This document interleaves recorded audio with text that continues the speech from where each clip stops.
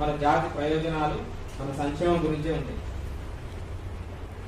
మరి అలాంటి వాటిలో మనం గత సంవత్సరం నుంచి వెళ్ళి గతంలో 10 సంవత్సరాలు తెలంగాణ ఏర్పడ్డ తర్వాత 10 సంవత్సరాల ప్రభుత్వాన్ని చూసాం.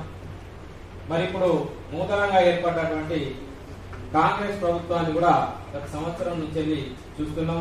ఇప్పుడు రవీంద్రనాథ్ చెప్పినట్టుగానే మరి సంవత్సర విజయోత్సవాలను కూడా జరుపుకునేటువంటి ఉత్సవాలలో మరి యాదవులది కావచ్చు, కురుమలది కావచ్చు, గుర్రకాపర్లది కావచ్చు, ఏమైనా పాత్ర ఉందా అందులో? మరి ఆ ఉత్సవాలలో మన కోసం వాళ్ళ పార్టీలో అయినా కుల కురుమలకు సంబంధించినటువంటి వారికి ఏమైనా ప్రయోజనాలు జరిగాయా? మరి ఆ ఉత్సవాల్లో మన పాత్ర ఏంది అసలు?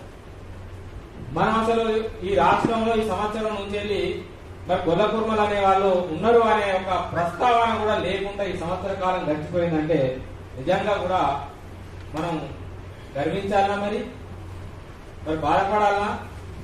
ఇంకేమైనా మరి మనకు మనంగా ఆలోచన చేసుకోవాలి.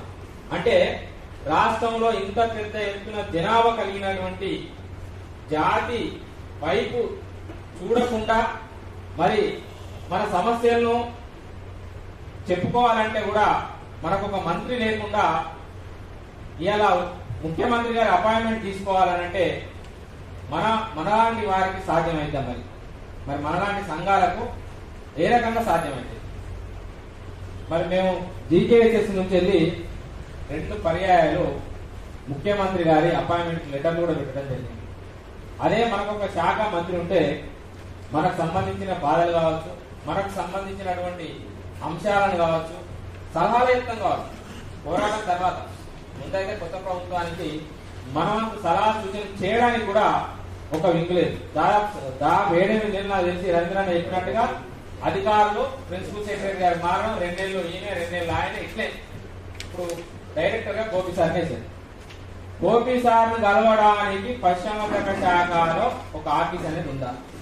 ఆయన్ని కలవాలంటే ఎక్కడ కలవాలి? అసలు బషీర్బాగ్కి వెళ్ళాలన్నా, సెక్రటరీకి వెళ్ళాలన్నా, మనం డైరెక్టరేట్కి వెళ్ళాలి. డైరెక్టరేట్ కు చాలా వరకు మాకు చెప్తా ఉంటారు, కొన్ని సమస్యలతో వచ్చినప్పుడు మన డైరెక్టర్ అడ్రస్ ఎక్కడన్నా అని మాకు ఫోన్లు చేస్తా ఉంటాం. అలాంటి పరిస్థితి ఈ ప్రభుత్వంలో ఉన్నది. మరి